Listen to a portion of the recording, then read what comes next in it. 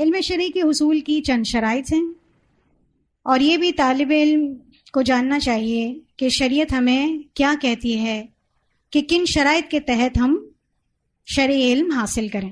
سب سے پہلی چیز اخلاص نیت، چونکہ علم تقرب الہی کا ذریعہ ہے، یعنی اللہ تعالیٰ کو جاننے کا ذریعہ ہے، اللہ کی ہستی کو پہچاننے کا ذریعہ ہے، اللہ کا خوف دل میں پیدا کرتا ہے، اللہ تعالیٰ کی طرف سے جو امید پیدا ہوتی ہے وہ یہ علم ہمارے اندر پیدا کرتا ہے، جس کی وجہ سے اللہ تعالیٰ کے ہم قریب ہوتے ہیں۔ تو علم کیا ہے؟ تقرب الہی کا ذریعہ ہے۔ اس کے علاوہ دنیا کی کوئی بھی نعمت ایسی نہیں جو تقرب الہی کا ذریعہ ہو۔ انسان صحیح طور پر عبادت بھی کب کرے گا؟ جب اس کے پاس صحیح طور پر علم ہوگا۔ تو اس کی عبادت بھی اگر صحیح ہے، صحیح علم کی وجہ سے، تو وہ عبادت بھی اس کی تقرب کا ذریعہ جب ہی بن سکے گی کہ جب اس نے درست علم کے ذریعے عبادت کا صحیح طریقہ جانا۔ دراصل علم ہی تقرب الہی کا ذریعہ ہے، اس لیے متعلم کے لیے اخلاص نیت حصول علم کا پہلا زینہ ہے، پہلی سیڑھی ہے۔ اگر پہلی سیڑھی کو کوئی چھوڑ کے اگلے جتنے بھی زینے چڑھنا چاہے تو ڈر ہے کہ وہ ایک نہ ایک دن آ کے گر جائے گا، کیونکہ وہ پہلا زینہ بہت ضروری ہے۔ تو اپنی نیت کو اخلاص دینا ہے کہ صرف اور صرف اللہ تعالیٰ کے لیے، اللہ کا تقرب حاصل کرنے کے لیے حاصل کرنا ہے۔ کیسے یہ ہوگا؟ خود راستی پر قائم رہے، درست دین پر قائم رہے، سچا رہے، مرغوبات دنیا اسے کھینچ نہ سکے۔ جو دنیا کی آسائشیں ہیں، دنیا جو کھینچنے کی اٹریکشنز ہیں دنیا میں، وہ اس کو غافل نہ کریں اپنے مقصد سے۔ اگر کوئی بھی یہ نیت کر لے کہ میں ڈگری پانے کے بعد اس سے اپنی آمدنی بھی حاصل کرنا چاہتا ہوں، تو یہ بات بھی معیوب نہیں، یہ بھی نیت کی خرابی نہیں، بلکہ ایسا شخص جو یہ کہتا ہے کہ میں علم اس لیے حاصل کرتا ہوں کہ میں اپنی ساری زندگی اب لوگوں کو فائدہ پہنچاؤں گا شرعی علم کے ذریعے، تو وہ اپنی ساری جستجو، اپنی سارے وسائل، اپنی ساری استطاعت علم حاصل کرنے کے لیے لگا دے گا۔ لیکن اگر اس کو بدلے میں کچھ نہ ملے، تو ہر نیکی کا بدلہ صرف جزاک اللہ خیر ہو، تو اس سے اس کا پیٹ تو نہیں بھرے گا، اس کے ساتھ اس کی جسمانی ضروریات بھی ہیں، اس کے ساتھ اس کی فیملی بھی ہے، اس کی ضروریات بھی ہیں، اگرچہ لگژریس نہ ہو لیکن پھر بھی ضروریات زندگی تو اس کی پوری ہو سکے، اتنا تو اس کو حق ہے۔ تو ایسا شخص اگر اس نیت سے علم حاصل کرتا ہے تو بھی وہ گناہ گار نہیں۔ تو یہ تو ذہن میں نہیں آ رہا کہ یہ کرنا جائز نہیں ہے، کہ اگر کوئی علم حاصل کرتا ہے اور پیسے لیتا ہے تو یہ غلط بات ہے، کہ قاری صاحب اگر قرآن پڑھاتے ہیں تو وہ کیوں اس کی فیس لیتے ہیں، ایک امام مسجد کو اگر وظیفہ ملتا ہے تو یہ درست بات نہیں، اس کی بھی فیملی ہے، اس کی بھی ضروریات ہیں۔ اگر اس کو اس طرف سے فارغ کر دیا جائے گا، اس کو کاروبار سے فارغ کر دیا جائے گا، تو وہ کیا کس کے لیے وقف ہو جائے گا؟ دین کے لیے وقف ہو جائے گا نا۔ اس کی جو سب سے بڑی اہم دلیل دی جاتی ہے وہ یہ ہے کہ جب حضرت ابوبکر صدیق رضی اللہ عنہ کو خلیفہ مقرر کیا گیا اور لوگ آتے رہے اور ان کے ہاتھ پر بیعت کرتے رہے، ان کو خلیفہ وقت مانتے رہے، تو صبح سے شام ہو گئی۔ پھر جب بیعت لے لی گئی تو انہوں نے اپنا کپڑا جھاڑا اور اپنے شانوں پر رکھ کر باہر کی طرف چلے گئے۔ حضرت عمر سمجھے کہ وہ اپنے گھر کی طرف جانا ہے، لیکن انہوں نے بازار کا رخ کیا۔ حضرت عمر ان سے پوچھتے ہیں، خلیفہ کہاں کی راہ لے رہے ہیں؟ تو انہوں نے کہا کہ صبح سے نکلا ہوں، آج کچھ کمایا نہیں، خود بھی بھوکا ہوں، بیوی بھی بھوکی ہے اور بچے بھی بھوکے ہیں، 2 پیسے کما کر لاؤں گا، کچھ کھانا لے کر آؤں گا اور پھر سب مل کر کھائیں گے۔ تو حضرت عمر اس بات کے لیے فکر مند ہوئے کہ اگر خلیفہ وقت کے پاس کوئی آتا ہے اور وہ اپنے کاروبار کے فکر میں ہے تو پھر وہ لوگوں کے مسائل کیسے حل کرے گا، خلافت کا فریضہ کیسے انجام دے گا؟ تو انہوں نے صحابہ کرام سے مشورہ کیا اور اس نتیجے پر پہنچے کہ ان کے لیے اگر ہم وظیفہ مقرر کر دیں تو یہ 24 گھنٹے خلافت کو دے سکتے ہیں۔ خلافت شرعی کام ہے نا، تو شرعی کام کے لیے اجرت لینا جائز ہے، اور اگر کوئی خالصتاً اس چیز کے لیے اس نیت کے ساتھ بھی علم حاصل کرتا ہے تو اس کی نیت بھی غلط نہیں ہے. اس کے علاوہ ایک فوجی اپنے دین کی حفاظت کرتا ہے، اور اگر اسلام کی سرحدوں کی حفاظت کرتا ہے تو یہ ایک شرعی کام ہے، لیکن اس کی بھی اس کو اجرت دی جاتی ہے نا. اگر وہ اپنا اس فریضے کو چھوڑ کر اپنے کاروبار کو اور اپنے گھر والوں کو پالنے کے لیے وقت لگائے گا تو پھر یہ اس فریضے کو کیسے سر انجام دے؟ تو اس کی ضروریات کو پوری کرنے کے لیے جب اس کے پاس وظیفہ ہوگا تبھی اس کا ذہن اس طرف کام کرے گا کہ اس کو اپنا جو شرعی فریضہ ہے اس کو نبھانا ہے. تو آپ کے ذہن میں کوئی اشکال تو نہیں؟ اب انشاءاللہ تو یہ کوئی معیوب بات نہیں. اگر کوئی یہ بھی نیت کر لے کہ میں ڈگری پانے کے بعد اس سے اپنی آمدنی بھی حاصل کرنا چاہتا ہوں تو یہ کوئی معیوب بات نہیں، یہ کوئی نیت کی خرابی نہیں، بلکہ اس کا حال اس حاجی کی طرح ہے جو فریضہ حج کی ادائیگی کے لیے مکہ مکرمہ جا رہا ہو اور اسی سفر میں تجارت کے لیے جو بالاتفاق جائز ہے اس میں وہ تجارت بھی کر لے. قرآن پاک میں آتا ہے لیس علیکم جناح ان تبتغوا فضلا، تم پر کوئی گناہ نہیں کہ اگر تم فضل تلاش کرو.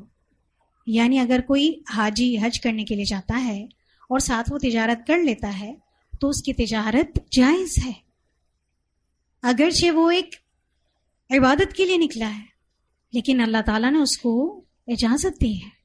تو اسی طرح ایک طالب علم اپنی ڈگری کو اس لیے حاصل کرتا ہے کہ وہ کلی طور پر اپنے آپ کو وقف کر دے گا تو اس کو ذہنی طور پر اس طرف سے آزاد کر دیا جائے کہ اب آپ کو معاشی فکر کرنے کی ضرورت نہیں، اپنی معاش کی فکر کرنے کی ضرورت نہیں، تو وہ اپنے کام کو بہت اچھی طرح سے سر انجام دے سکتا ہے. وہ جب بھی شرعی علم کے دروس میں شریک ہو، یعنی کوئی شخص اس نیت سے بھی علم حاصل کرتا ہے تب بھی اس کی نیت میں اخلاص لازمی ہو، اور ایک شخص خود کو ویسے ہی وقف کر رہا ہے اور اللہ تعالیٰ نے اس کو بہت کچھ دیا ہوا ہے، تب بھی تمام لوگوں کے لیے یہ بات ہے کہ جب بھی وہ طالب علم شرعی علم کے دروس میں شریک ہو تو یہ حدیث ضرور پیش نظر رکھے، یہ حدیث ضرور اس کے ذہن میں ہو. من تعلم علما يبتغى به وجه الله لا يتعلمه الا ليصيب من الدنيا لم يجد عرف الجنة يوم القيامة. جو اس علم کو سیکھتا ہے جس سے صرف اللہ کی رضا ہی حاصل کی جا سکے، مگر یہ اسے اس لیے سیکھتا ہے تاکہ اس کے ذریعے سے دنیا بنائے، ایسا شخص روز قیامت جنت کی خوشبو تک نہ پا سکے گا. تو علم حاصل کرنے کا مقصد کیا تھا؟ صرف اور صرف اللہ کی رضا. لیکن کوئی اگر اس کو صرف اور صرف دنیا میں شہرت حاصل کرنے کے لیے کہ میں بہت بڑا عالم کہلاؤں، بہت بڑا فقیہ کہلاؤں، مفسر کہلاؤں، محدث کہلاؤں، تو وہ اپنے لیے جنت کی راہ پانے کے بجائے اس کے لیے کانٹے کھڑے کر دیتا ہے. تو علم اخلاص کے ساتھ حاصل کرنا ہے. دوسری شرط کیا ہونی چاہیے؟ علم کے ساتھ عمل ہو. طالب علم کو چاہیے کہ وہ جانے یا سیکھے جو بھی اس نے جو بھی علم حاصل کیا ہے وہ اس پر عمل بھی کرے، کیونکہ یہی علم کا ثمرہ ہے.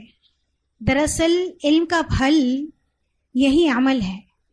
العلم هو عمل، عمل ہی دراصل کیا ہے؟ علم ہے، اور یہی تقرب الہی کا ذریعہ ہے. تو تقرب الہی کیا پہلا زینہ؟ علم جب ہم حاصل کرنے لگتے ہیں تو اخلاص، اور دوسرا عمل. تو عمل کرنا بے حد ضروری ہے.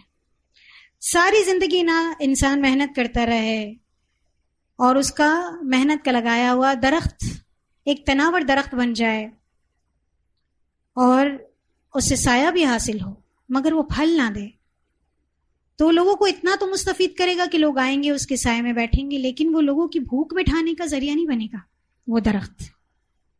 تو ایک باعمل عالم لوگوں کی بھوک مٹانے کا ذریعہ اس طرح بنتا ہے کہ جب وہ بات کرتا ہے تو لوگوں کے عمل میں بھی فرق آتا ہے، لوگ بھی باعمل ہوتے ہیں.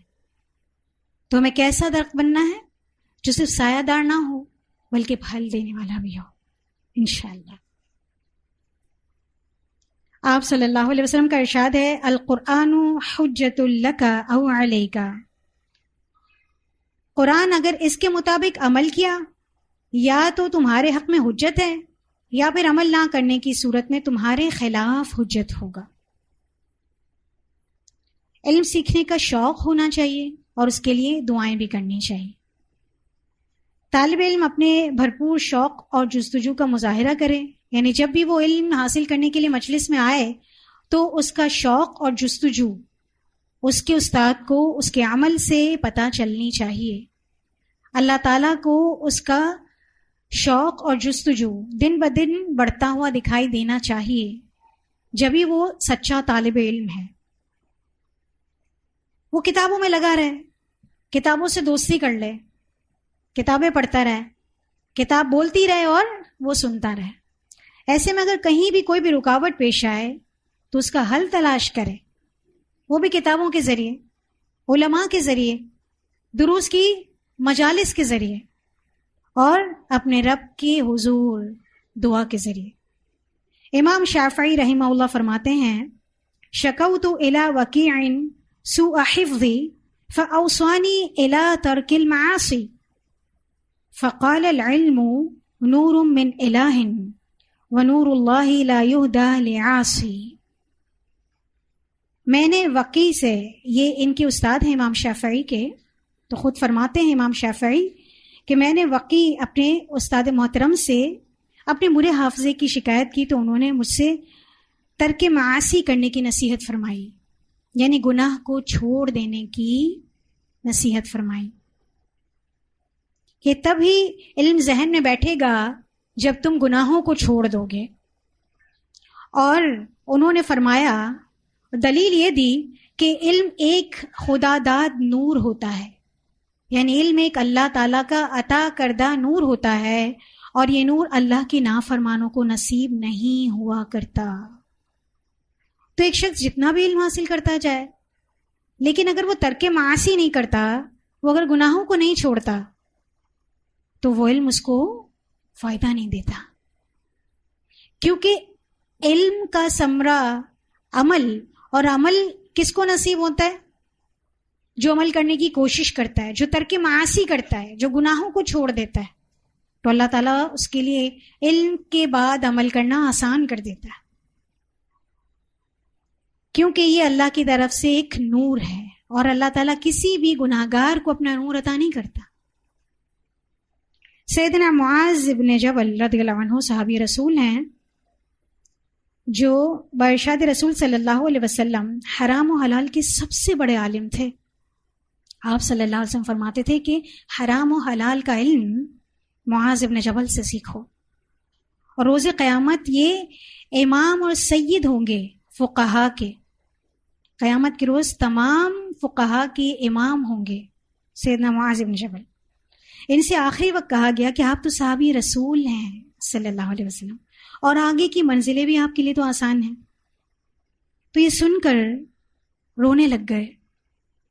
کسی نے پوچھا کیوں رو رہے ہیں؟ فرمانے لگے میں آگے کی کامیابی پر نہیں رو رہا، بلکہ اس بات پر رو رہا ہوں کہ اب عمل کا موقع جا رہا ہے، کہ اگر مجھے مزید موقع ملتا تو میں مزید عمل کرتا، میرے درجات مزید بلند ہوتے، مجھے اور نمازیں پڑھنے کا موقع ملتا، مجھے اور علم حاصل کرنے کا موقع ملتا، اور نیکیوں کا موقع ملتا، لیکن اب وقت مکمل ہو گیا. روزے، قیام اللیل اور مزاحمت العلماء بالرکب، یعنی روزے رکھنے کا موقع ملتا، قیام اللیل کا موقع ملتا، اور سواریوں پر علماء کے ہاں اجتہام کرنے کے سب مواقع ختم ہو رہے ہیں، کہ علماء کے پاس علم حاصل کرنے کے لیے جو سواریوں پر سفر کرتے ہیں وہ ساری مشقتیں اب ختم ہو رہی ہیں. امام ابن المبارک رحمہ اللہ، جن کا نام عبداللہ بن مبارک تھا، ان کا آخری وقت آیا تو شاگردوں نے عرض کیا کہ اگر آپ کو دوبارہ زندگی دے دی جائے تو آپ دنیا میں آ کر کیا کریں گے؟ فرمانے لگے ایسا اگر ہوا تو صرف دین سیکھنے ہی آؤں گا. یعنی اگر اس دنیا میں نے کچھ اور کیا ہے تو اب اللہ تعالیٰ اگر مجھے دوبارہ زندگی دے گا تو میں صرف اور صرف دین کا علم حاصل کرنے آؤں گا. بس یہی شوق ہے. امام ابن القیم رحمہ اللہ فرماتے ہیں کہ امام احمد بن حنبل رحمہ اللہ فرمایا کرتے تھے فہم العلم احب الینا من حفظہ. علم کا سمجھنا ہمیں زیادہ پسندیدہ ہے بنسبت اس کے یاد کرنے سے. یعنی علم کے یاد کرنے سے ہم یہ زیادہ بہتر سمجھتے ہیں کہ علم کو سمجھیں، اس کی گہرائیوں میں جائیں، اس کے فہم کو حاصل کریں کہ کیسے علم حاصل کرنا ہے. کیونکہ علم کا درست فہم جس کو حاصل ہو جاتا ہے نا، اس کو عمل کے وقت یاد رہتا ہے. ہو سکتا ہے کہ جس کو حفظ و آیت لیکن عمل کے وقت بھول جائے، لیکن جس نے اس آیت کو اچھی طرح سے سمجھ لیا ہے، اس کا ادراک حاصل کر لیا ہے، تو اگر وہ آیت اس کو یاد نہیں بھی ہے تو اس کا فہم اس کو یاد ہے کہ مجھے غصے پہ قابو پانا ہے، حرام و حلال کی تمیز اس سے رہتی ہے. تو امام ابن حنبل کا یہ قول بہت اہم ہے کہ دین کی بات سمجھنا، فقہ زیادہ پسندیدہ تھے ان کے نزدیک. یہی علم حکمت و خیر کثیر بھی کہلایا. وَمَن يُؤْتَ الْحِكْمَةَ فَقَدْ أُوتِيَ خَيْرًا كَثِيرًا. جسے حکمت عطا کی گئی وہ بلا شبہ خیر کثیر دے دیا گیا. اس فقہ کا عطا ہونا بہت بڑی خیر و نعمت ہے. کیونکہ اصل نعمت کیا ہے کہ علم کے وقت عمل یاد آ جائے اور وہ صحیح فہم کے نتیجے میں ہی حاصل ہو سکتی ہے. تو اللہ تعالیٰ سے کثرت سے دعا کرنی ہے کہ اللہ تعالیٰ ہمیں علم کا صحیح فہم عطا فرمائے. آپ صلی اللہ علیہ وسلم سے بھی یہی فرمایا گیا. یعنی اللہ تعالیٰ نے آپ صلی اللہ علیہ وسلم کو قرآن پاک میں کیا فرمایا؟ وَقُلْ رَبِّ زِدْنِی عِلْمًا. اور آپ یہ کہہ دیجئے کہ میرے مولا میرے علم میں اضافہ فرما.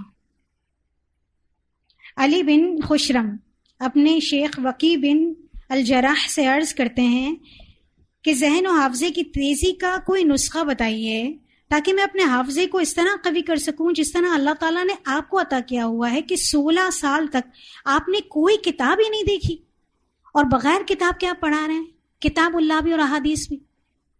کتنا حافظہ تیز ہوگا ان کا کہ 16 سال سے یہ طالب علم دیکھ رہے ہیں اپنے استاذ کو کہ وہ بغیر کسی کتاب کے آ کر لوگوں کو دروس دے رہے ہیں. تو خود بھی ایسے ہونا چاہتے ہیں تو اپنے استاد سے پوچھتے ہیں. تو استاد فرمانے لگے واقعی اگر بتا دوں تو وہ نسخہ استعمال کرو گے؟ عرض کی ضرور. فرمایا گناہ ترک کر دو. تو سب سے اہم چیز ہمارے پاس کیا آ رہی ہے کہ گناہ کو چھوڑ دیں. جتنا ہم گناہوں کو چھوڑیں گے اتنا ہی اللہ تعالیٰ ہمارے لیے نیکیوں کو کرنا آسان کرے. جتنا ہم نیکیوں میں بڑھتے جائیں گے اتنا تقرب اللہ نصیب ہوتا جائے، اتنا ہی ہمارے وقت میں برکت ہوگی، اتنا ہی ہم علم حاصل کریں گے، اتنا ہی عمل کرنا ہمارے لیے آسان ہوگا. امام بخاری رحمہ اللہ ہر روز 10 پارے تہجد میں پڑھتے تھے اور آخر میں ان کی صرف یہی دعا ہوتی تھی ربی زدنی علما. فقط ایک دعا. آپ جانتے ہیں ان کا کتنا علم تھا؟ ان کے ہزاروں استاد تھے اور ہر استاد کے بارے میں ان کا یہ دعویٰ تھا کہ ان کو اپنے استاذ محترم سے زیادہ علم ہے. قرآن پاک کے بعد سب سے زیادہ مستند کتاب ہر مسلک ہر فقہ کے نزدیک دنیا کے ہر کونے پر مانی جانے والی بخاری. ان کا کیا عمل تھا، کیا دعائیں تھیں؟ تہجد میں روزانہ 10 پارے پڑھتے تھے اور دعا رب زدنی علما. شیخ الاسلام امام ابن تیمیہ رحمہ اللہ عمر بھر یہ دعا کرتے رہے یا معلم ابراہیم علمنی. اے ابراہیم کے معلم، اے ابراہیم کو سکھانے والے، مجھے بھی علم عطا فرما. وَيَا مُفَهِّمَ سُلَيْمَانَ فَهِّمْنِي. اور اے سلیمان کو فہم عطا فرمانے والے، مجھے بھی دین کا فہم عطا فرما. قرآن پاک میں اللہ تعالیٰ فرماتے ہیں نا، ہم نے سلیمان کو فہم عطا فرمایا. اللہ تعالیٰ بڑے فخر سے فرماتے ہیں کہ ہم نے سلیمان کو فہم عطا فرمایا. تو یہ فہم اللہ کی عطا کردہ نعمت ہے، اللہ تعالیٰ سے مانگنی ہے. تو ساری عمر امام ابن تیمیہ نے اللہ تعالیٰ سے دعا کی ہے. یہ علم تقوی اور صحیح فہم کے بغیر ہو تو اس کے نور کا حاصل کرنا بہت مشکل ہے. یعنی تقوی اور صحیح فہم اگر نہ ہو تو اس علم کا نور حاصل کرنا بہت مشکل ہے. اور یہ علم اگرچہ کتنا ہی عالمانہ ہی کیوں نہ ہو، یعنی انسان کتنا ہی اچھا اسپیکنگ پاور رکھتا ہو، بے عملی اس کے نور کو بالآخر بجھا دیتی ہے، کیونکہ لوگ بعمل تیار ہی نہیں ہوتے. اور ایک دن ایسا آتا ہے کہ وہ اس عالم کو چھوڑ دیتے ہیں، اس کی اصلیت اللہ تعالیٰ لوگوں پر کھول دیتا ہے. اور اگر اس علم کا غیر مناسب استعمال ہو تو اسے غیر فقیہ بنا دیتا ہے. لوگ اسے جھٹک دیتے ہیں اور اسے نہیں مانتے.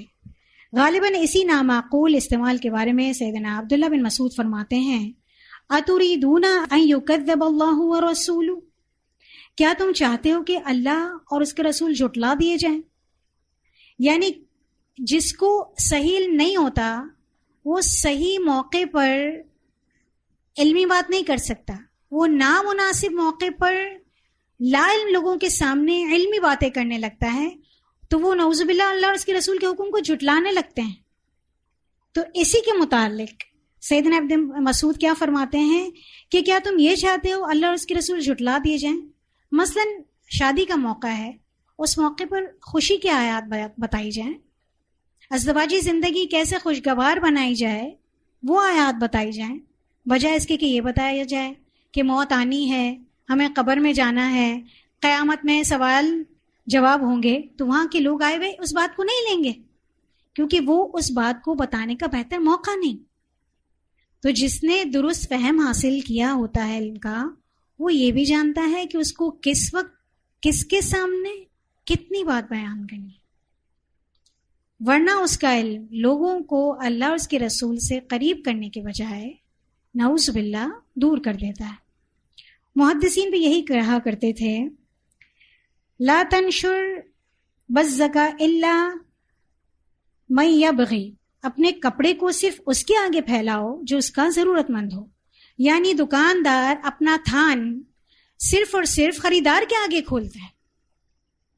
جو صرف آنے جانے والا اور قیمتیں پوچھنے والا ہوتا ہے اس کے سامنے تو اپنی دکان کے تھان کھول کے نہیں رکھ دیتا. جو خریدار ہوتا ہے اس کے آگے اپنا تھان کھول کے رکھتا ہے. اسی طرح ایک عالم بھی اس شخص کو علم سے مستفید کرے جو علم کی طلب رکھتا ہو، جو درست علم لینے کے لیے تیار ہو. اس لیے اسلام علم کو حجاب اکبر یعنی علم کو چھپا کر رکھنے کا نہیں کہتا. حجاب اکبر بہت بڑے پردے کو کہتے ہیں، اور نہ ہی یہ لدنی اور کشفی علوم کا قائل ہے، یعنی نہ ہی یہ الہام اور القاء پر مبنی ہے. یہ تو العلم بالتعلم کا کہتا ہے کہ علم کو سیکھا جائے اور سکھایا جائے. یہ جو حجاب اکبر ہے اس کا مطلب ہے کہ اللہ اور ہمارے درمیان ایسا حجاب ہے جس میں ہم اللہ تعالیٰ سے ڈائریکٹ بات نہیں کر سکتے. تو دین اسلام کیا کہتا ہے کہ علم تو ایسی چیز ہے جس کے ذریعے سے ہم اللہ تعالیٰ کے اور قریب ہو سکتے ہیں. تو دین اسلام یہ بتاتا ہے کہ علم حاصل کریں اور اللہ کے قریب ہوں.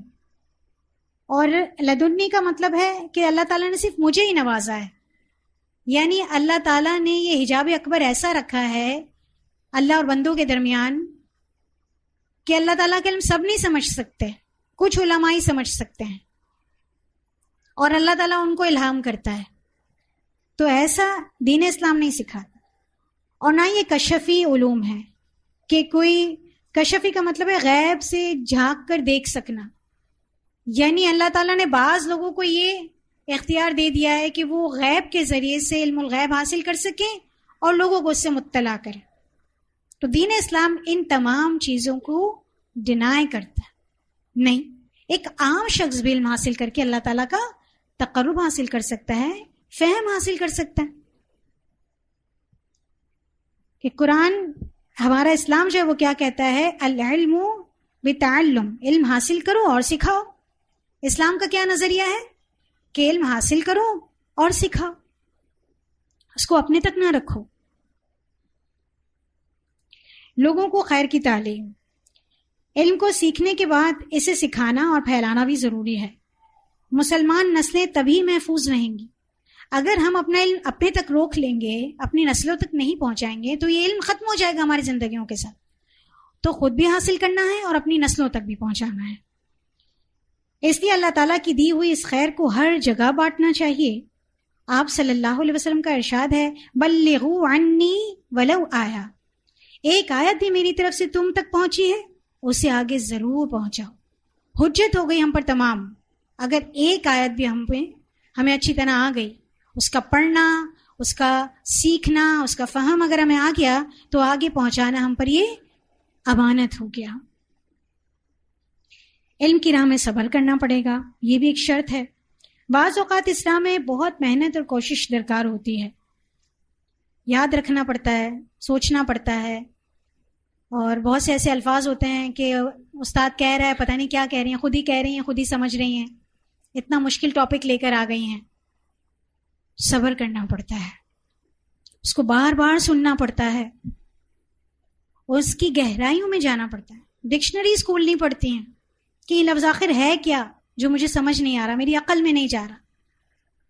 جیسے ہی صبر چھوڑ دیا، یہ سوچ لیا ہم نے کہ میں تو اب چھوڑ دوں گی، مجھ سے نہیں ہوتا، میں نہیں علم حاصل کر سکتی، وہیں پر شیطان آ گیا.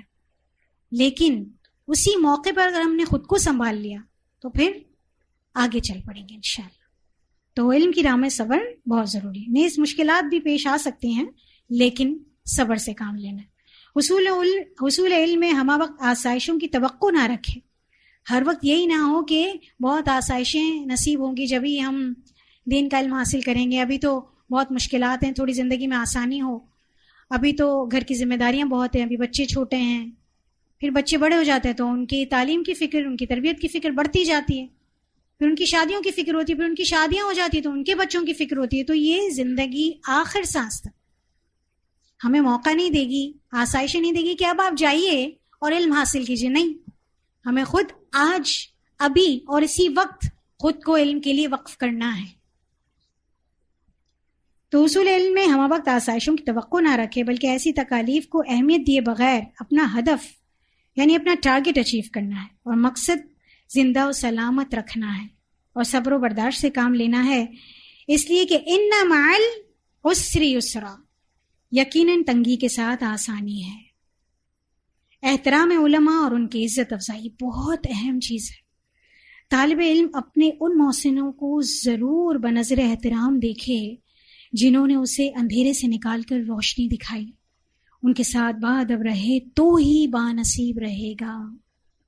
اپنا علم بھی محترم بنائے اور ان کا تذکرہ ہمیشہ خیر سے کرے، نیز انہیں اپنی دعاؤں میں بھی یاد رکھے. یہ ہمارے استاد محترم ہیں جس کی وجہ سے ہم آج اس مقام پر ہیں کہ ہم حق اور باطل میں تفریق کر سکتے ہیں، روشنی اور اندھیرے کو پہچان سکتے ہیں. اگر یہ مقدس ہستیاں نہ ہوں تو ہم پتہ نہیں کہاں ہوتے. اگر ہمیں پیار سے قرآن نہ پڑھاتے، احادیث نہ سکھاتے تو ہم کہاں جاتے. تو ہم جتنے بھی علم میں آگے بڑھ جائیں، ہم ہر حال میں ان سے چھوٹے رہیں. تو کبھی ان سے بڑھ کر بحث نہ کریں. اگر کسی چیز میں اگر ہمیں ان کی غلطی بھی نظر آتی ہے تو احتراماً اس غلطی کو پوشیدہ رکھیں، اللہ سے دعا کریں کہ اللہ تعالیٰ خود ہی ان پر یہ عطا کر دے کہ وہ درستگی کرے. ہمیشہ ان کو دعا میں یاد رکھیں، ہمیشہ ان کا احترام رکھیں. اس سے علم میں برکت آئے گی، زندگیوں میں برکت آئے گی. آپ کے جتنے شاگرد ہوں گے وہ آپ کا احترام کرنا سیکھیں، وہ آپ کا ادب کریں. اس کے علاوہ اگلی شرط تقوی کو لازم پکڑنا. علم کے حصول میں خدا خوفی ایک بنیادی عنصر ہے، یعنی اللہ تعالیٰ کا خوف، تقوی ایک بنیادی عنصر ہے جسے طالب علم اپنے نفس کو غرور میں مبتلا ہونے، علماء سے جھگڑا کرنے اور انہیں نیچا دکھانے سے روکتا ہے. ہوتا کیا ہے کہ جب علم حاصل ہونے لگتا ہے تو انسان کیا کرنے لگتا ہے کہ اس عالم کی بات کو میں تو نہیں مان سکتا، مجھے زیادہ علم ہے، اس عالم نے جو یہ کتاب لکھی وہ درست نہیں ہے، اس کا علم ناکافی ہے. نہیں، علماء ہر حال میں، ہر دور میں قابل احترام ہستیاں ہیں. کسی بھی عالم سے بات کرتے ہوئے اس سے جھگڑا، اس سے مناظرہ کرنے کی جرت نہیں کرنی چاہیے. تو انہیں نیچا دکھانے سے روکنا ہے، اور تواضع اور عاجزی پر ابھارتا ہے یہ تقوی. اس لیے کہ علم اس وقت ایک رحمت ہے، ورنہ بہت بڑی زحمت، جیسے شیطان کو علم کے تکبر نے خوار کر دیا. کتنا علم تھا اسے کہ اس کا درجہ فرشتوں کے ساتھ اللہ تعالیٰ نے کر دیا تھا، کہ اس کو فرشتوں کی مجلس میں اللہ تعالیٰ نے بٹھا دیا. لیکن بالآخر اس کا علم اسے تکبر پر لے آیا کہ وہ ہر چیز سے جتنی اللہ تعالیٰ نے اس کو عزت دی تھی خوار ہوا، ذلیل ہوا. اس کا علم سے کسی بھی صورت میں فائدہ نہ دیا. کس وجہ سے؟ تکبر کی وجہ سے. تو حاصل کلام کیا ہے کہ شرعی علم حاصل کرنے کے لیے جو شرائط، یعنی اب یہ جو علم آپ حاصل کرنے لگے علم شرعی، اس کے لیے آپ کے پاس کیا کیا شرائط ہیں؟ آپ کو کیا کرنا ہے؟ اخلاص نیت، عمل، دعا، اور اس کے علاوہ ترک معاصی، گناہوں کو چھوڑنا، لوگوں کو خیر کی تعلیم دینا، یعنی جو علم ہم حاصل کر رہے ہیں لوگوں کو دیں. صبر کرنا علم کی راہ میں، یہ سوچ کر کہ کوئی مشکل آئے تو اب میں نہیں پڑھوں گی، میں آگے علم حاصل نہیں کروں گی، یہ سوچ نہیں ہونی چاہیے. اور علماء کا احترام، ان کی عزت افزائی. اس کے علاوہ تقوی کو لازم پکڑنا، کیونکہ اللہ تعالیٰ کے نزدیک سب سے زیادہ عزت والا کون ہے؟ جو سب سے زیادہ تقوی والا. تو اللہ تعالیٰ کے نزدیک عزت والا بننا ہے، اللہ کے نزدیک سب سے زیادہ محترم بننا ہے. تو اللہ تعالیٰ سے دعا ہے کہ اللہ تعالیٰ ہمیں ان شرائط کے ساتھ علم حاصل کرنے والا اور عمل کرنے والا بنائے. تو آج کا لیسن ہم یہیں تک رکھیں گے. یہ ہماری تعارفی نشست تھی. انشاءاللہ اگلی کلاس سے ہم باقاعدہ فقہ اسلامی کا آغاز کریں گے، جس میں ہم اس کی اصطلاحات، تعریفات اور جتنے بھی اس کے تفصیلات ہیں اس کو پڑھیں گے انشاءاللہ.